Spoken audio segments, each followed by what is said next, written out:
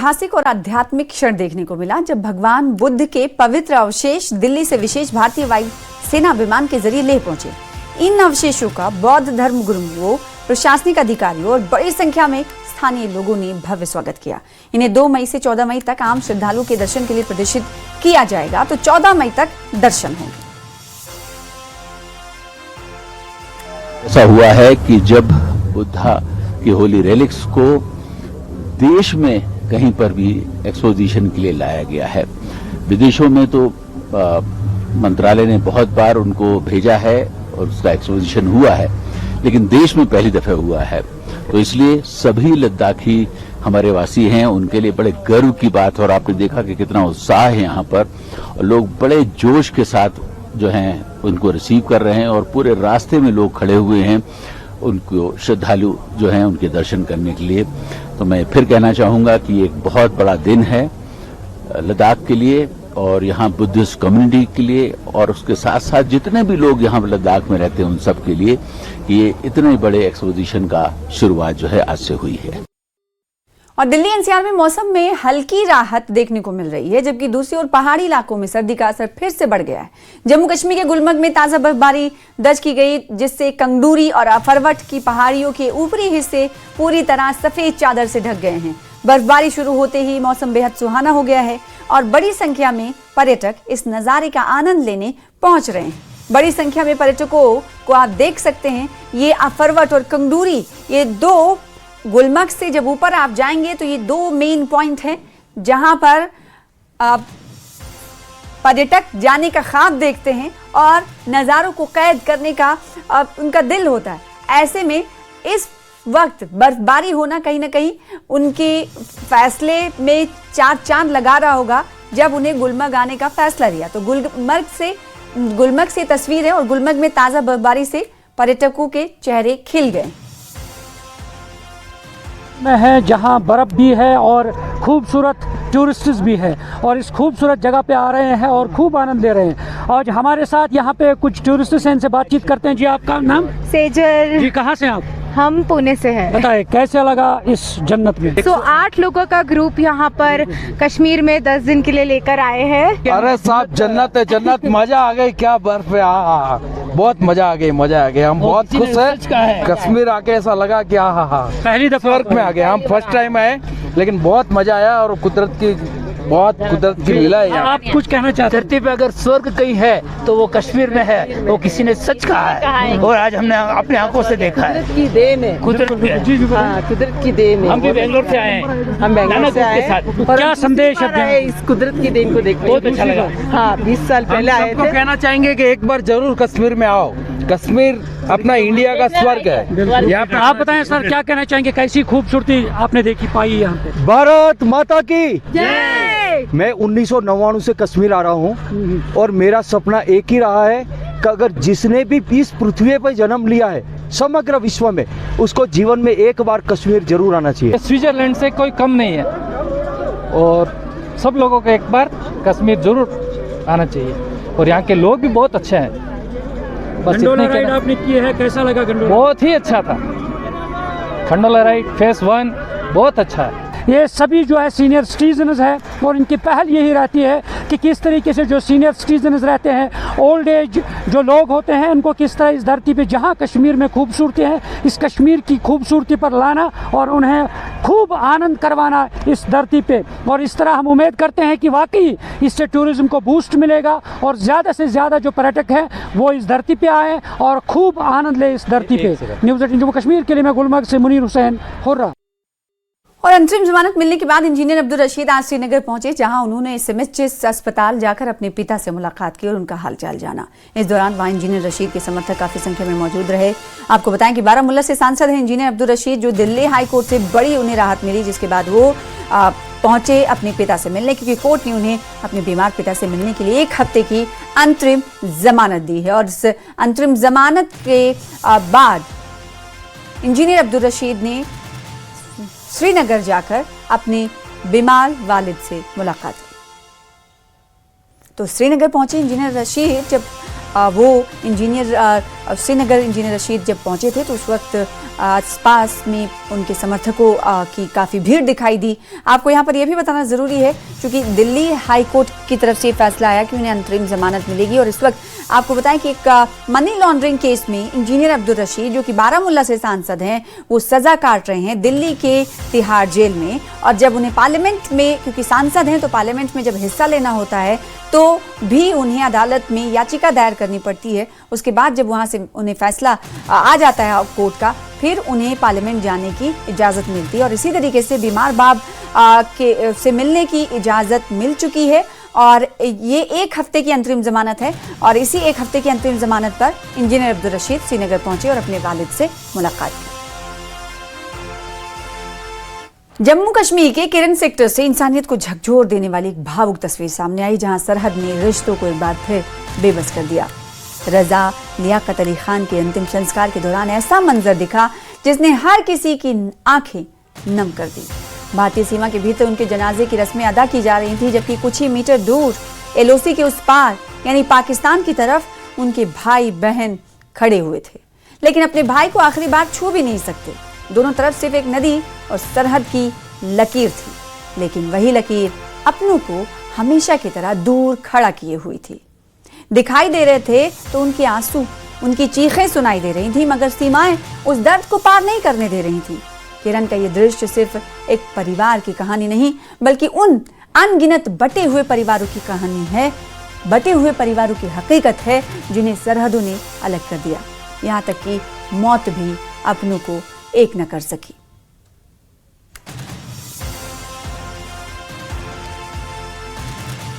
आगे बढ़ेंगे। नशा मुक्त भारत अभियान के तहत पडगाम पुलिस ने टाउन हॉल मागाम में एक जागरूकता कार्यक्रम और पुलिस जनता बैठक का आयोजन किया। कार्यक्रम की अध्यक्षता डिप्टी एसपी ने की। इस अवसर पर एसएचओ मागाम के अलावा बड़ी संख्या में स्थानीय निवासियों ने भी भाग लिया। कार्यक्रम के दौरान पुलिस अधिकारियों ने कहा कि समाज को नशा मुक्त बनाने के लिए हर किसी की पहल जरूरी है और इस बुराई को खत्म करने के प्रयासों में पुलिस सबसे आगे है।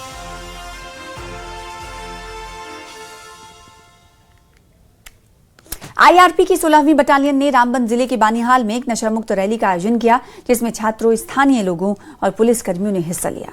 ये रैली, जो उपराज्यपाल मनोज सिन्हा के नेतृत्व में चलाए जा रहे नशा मुक्त जम्मू कश्मीर अभियान का हिस्सा थी, बानीहाल हेलीपैड से शुरू हुई और शहर से गुजरते हुए पुराने टोल पोस्ट पर समाप्त हुई। कार्यक्रम की अध्यक्षता कमांडेंट सुखदेव राज ने की, जहां वक्ताओं ने लोगों से नशे से दूर रहने और एक स्वस्थ जीवन जीने का आग्रह किया। जम्मू कश्मीर मनोज सिन्हा की तरफ से जो आज 17वां दिन है इसका, जो नशा मुक्त जम्मू कश्मीर एक मुहिम शुरू की गई, तो उसी मुहिम के सिलसिले में आज आईआरपी 16th बटालियन की तरफ से यहाँ बानहाल में हेलीपैड से एक बड़ी बाहरी रैली का इनेकाद किया जा रहा है, जिसमें सैकड़ों की तादाद में स्कूली बच्चे शामिल हैं, ऑफिसर शामिल है, पुलिस और आईआरपी के ऑफिसर शामिल है। तो यहाँ से ये रैली निकलना चाहती है और यहाँ से भी ये लोगों को पैगाम दिया गया, खासकर वालिदैन को पैगाम दिया गया कि वो अपने बच्चों के मामले में बहुत होशियार रहें, अपने बच्चों के मामले में बहुत संजीदा रहें और उन्हें किसी भी ऐसे ट्रैप में फंसने न दें जहां उनको उनका रास्ता ड्रग्स की तरफ ले जाए, मनशियात की तरफ ले जाए और कल जाकर फिर आपको पछताना न पड़े। यहाँ पर ऐसे बात हुई कि अगर यहाँ जिला रामबन की बात कहें तो पिछले कई सालों के दौरान, अगर 7-8 सालों के वक्फे में कहें तो मुबैना जो हीरोइन होता है, जिसे चित्ता भी उर्फे आम में कहा जाए, कम से कम 20 के करीब जो अमवात हुई है, जो सस्पेक्ट की जा रही है कि वो मनशियात की वजह से हुई है। इसलिए जो पुलिस या एडमिनिस्ट्रेशन इंतजाम या गवर्नमेंट इंतजाम या रियासती जो हुकूमत है, उससे हटकर जो सबसे ज्यादा जिम्मेदारी बनती है वो वालिदैन की बनती है। वालिदैन को चाहिए कि वो इस मामले में बहुत मुतहरिक रहें और अपने बच्चों को हर वक्त चेक में रखें ताकि वो किसी भी ऐसी एक्टिविटी का हिस्सा न बने जिसमें आगे जाकर आपको पछताना पड़े। मैं मोहम्मद अस्कीन, न्यूज़ 18 के लिए बानहाल से। और श्रीनगर कटरा वंदे भारत एक्सप्रेस की विस्तारित सेवा के संबंध में रेलवे सुरक्षा बल के आईजी पंकज गंगवार ने कहा कि अब तक ये ट्रेन कटरा से 8 कोच के साथ चल रही थी, अब ये ट्रेन 20 कोच होने वाली है, आज बन गई है और आज इसका उद्घाटन यात्रा है। नियमित सेवा 2 तारीख से शुरू होगी। रास्ते में सुरंगों और पटरियों की सुरक्षा की जिम्मेदारी जीआरपी और सीआरएफ मिलकर संभाल रहे हैं। मैं आपको पहले भी बता ही चुका हूं कि कटरा से 8 कोच की वंदे भारत चल रही थी और अब 20 कोच की वंदे भारत यहां से, जम्मू से पहला दिन है आज स्टार्ट होने का। माननीय अश्विनी वैष्णव जी, हमारे एमआर, इनके इसका इनॉग्रेशन कर रहे हैं। 2 तारीख से इसकी रेगुलर सेवा शुरू हो जाएगी। इसमें जो प्रारंभिक सुरक्षा है वो हमने 1+20 का गार्ड इसमें रखा हुआ है। एक इंस्पेक्टर हमारे इसका नेतृत्व करेंगे, जिसमें 8 कमांडोज भी शामिल हैं। ये रास्ते में सुरक्षा करेंगे। इसके अलावा इसके आगे हम लोग एक सुरक्षा के लिए पायलट भी चलाते हैं, जो सुबह ही चल जाता है और रास्ते में किसी भी प्रकार की अगर कोई कमी है उसको वो दूर करता हुआ चलता है। हर 2 किलोमीटर पर अभी आप देखेंगे आपको गार्ड पोस्ट मिलेगी, जो जीआरपी और सिविल पुलिस द्वारा मैंड है, जिसमें क्विक रिएक्शन टीम्स रहती हैं। किसी भी प्रकार की सूचना मिलने पर वो तुरंत अफेक्टेड एरिया जो है उसको कवर कर लेती हैं। जितनी टनल्स हैं उनका टनल कंट्रोल है, जिसमें हम लोग मैन कर रहे हैं इंजीनियरिंग के साथ। आरपीएफ जीआरपी दोनों मिलकर मैन कर रहे हैं। वहाँ पर अत्याधुनिक सेंसर्स लगे हुए हैं, जो फायर की दशा में या किसी इंट्रूडर के आने की भी दशा में तुरंत अलार्म देते हैं। और हमारे जो दोनों जो एंड्स हैं टनल के वो गार्डेड हैं। इसके अलावा एस्केप टनल्स दी हुई हैं, उसमें किसी भी स्थिति में जो अगर वहाँ रुकती भी है ट्रेन किसी कारण से, तो एस्केप टनल के थ्रू हम इवैक्यूएट कर सकते हैं पैसेंजर्स को। तो आप देखेंगे कि पूरे रास्ते में बिल्कुल चाक चौबंद सुरक्षा है। और यहाँ की जनता का, कश्मीर की जनता का, आवाम का जो स्नेह और प्यार इस ट्रेन को मिला है, तो मुझे लगता है कि इसकी सुरक्षा के लिए वही काफी है। फिलहाल मांग की गई थी। देखिए, हज कमेटी ऑफ इंडिया की तरफ से जो सर्कुलर जारी किया गया था, उसके बाद से ही लगातार इस सर्कुलर पर फैसले खड़े हो रहे थे।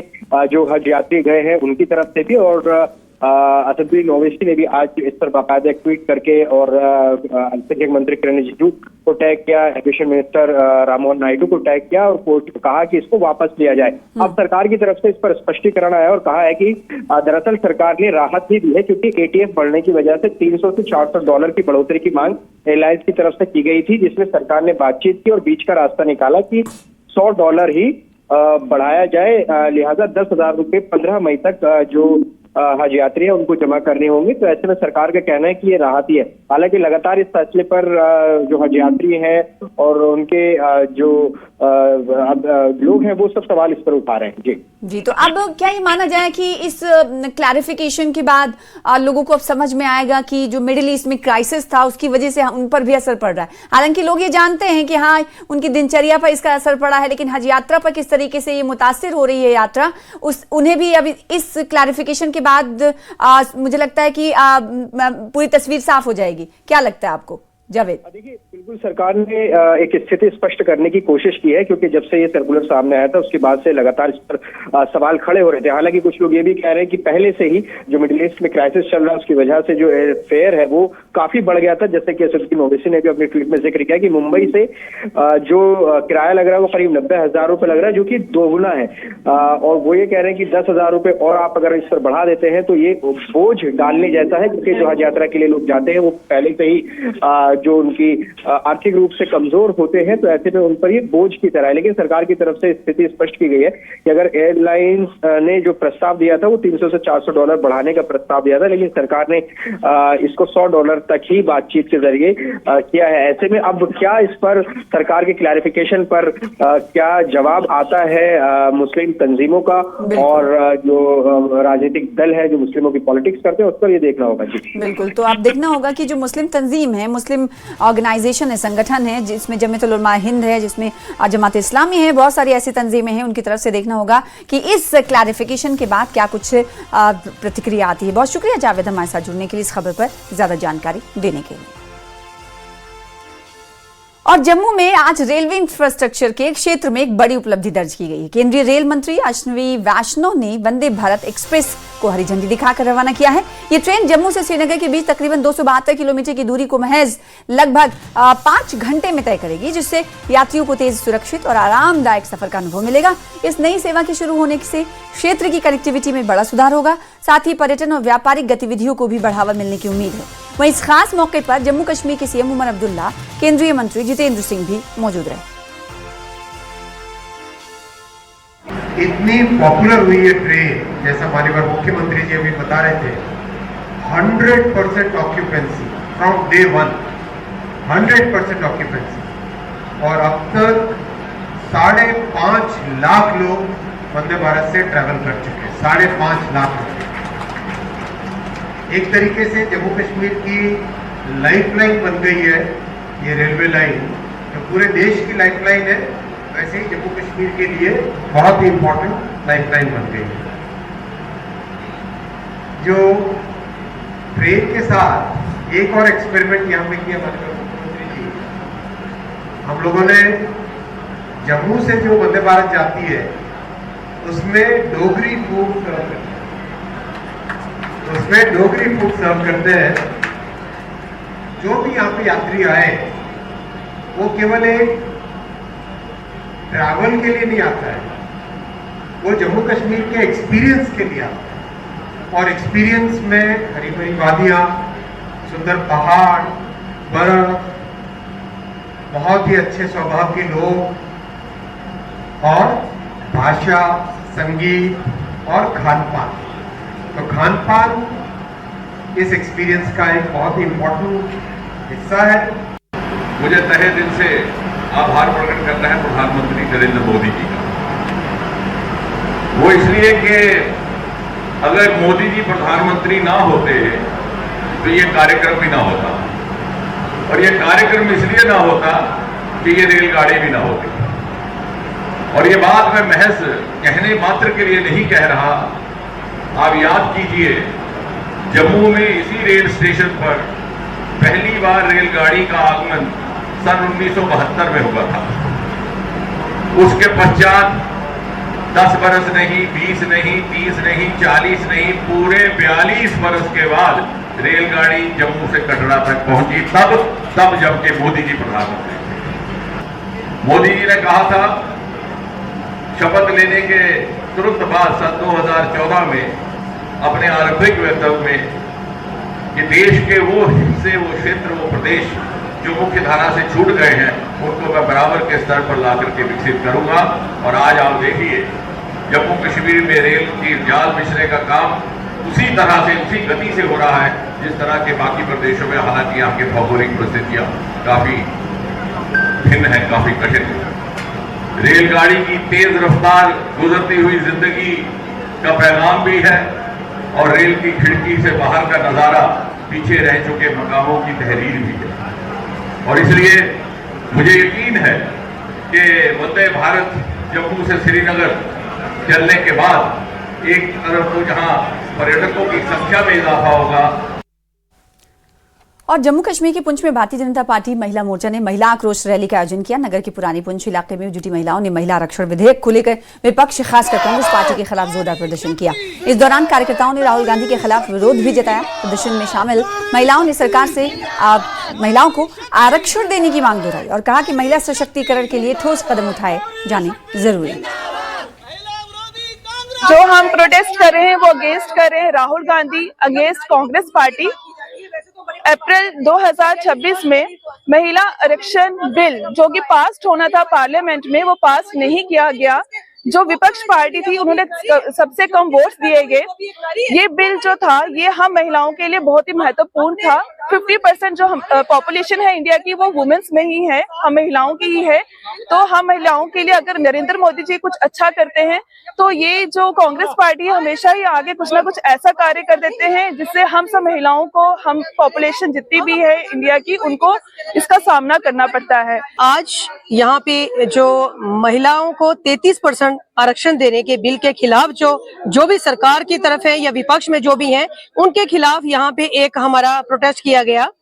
देखिए 19 सितंबर 2023 को जो संसद में इस बिल को पेश किया गया था, लेकिन आज 2026 लग चुका है और हमारे ये महिलाओं को जो 33% आरक्षण दिया जाना था, इसकी सीटें जो राजनीति में रिजर्व की जानी थी, वो अभी तक हमारे इस बिल का कोई भी रिजल्ट नहीं निकला है। महिला मोर्चा द्वारा एक प्रोटेस्ट रखा गया था जो कि पार्लियामेंट के अंदर माननीय प्रधानमंत्री नरेंद्र भाई मोदी जी और भाजपा द्वारा एक बिल लाया गया था जो महिला को 33% जो है उनको आरक्षण देना था, मगर कांग्रेस ने उसका विरोध किया। कांग्रेस के साथ जो पार्टियां थी उनने विरोध किया और वो बिल जो पास नहीं हो पाया। मैं कांग्रेस की जो मानसिकता दिखाती है, कांग्रेस हमेशा महिलाओं के बुद्ध रही है। के डोडा जिले में एक बार फिर से संदिग्ध पोस्टर मिलने से इलाके में तनाव और चिंता का माहौल बन गया है। ये नया पोस्टर बेउली क्षेत्र के सेल्फी पॉइंट के पास मिला, जिसके बाद स्थानीय लोगों में दहशत फैल गई। पुलिस ने तुरंत मामले का संज्ञान लेते हुए जांच शुरू कर दी है और ये नया पोस्टर, इस पोस्टर में उर्दू जबान में लिखा हुआ है और साथ ही साथ नीचे इंग्लिश जबान भी इस्तेमाल की गई है और पाकिस्तान का झंडा भी आप देख पा रहे हैं। इसमें लिखा हुआ है कि पाकिस्तान जिंदाबाद। और इस पोस्टर के मिलने के बाद पूरे इलाके में हड़कंप मच गया।